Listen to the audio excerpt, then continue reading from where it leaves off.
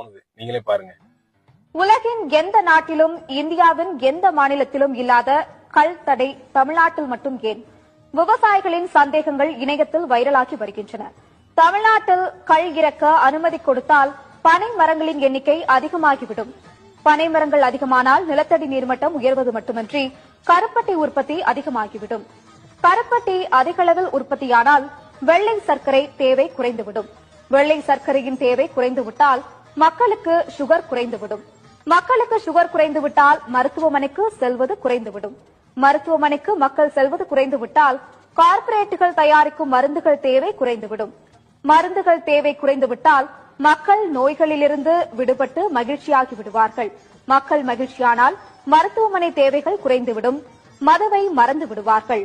மதுவை மறந்து உடல் உறுப்புகள் சீராக இயங்கினால் மக்கள் சிந்திக்க தொடங்குவார்கள்.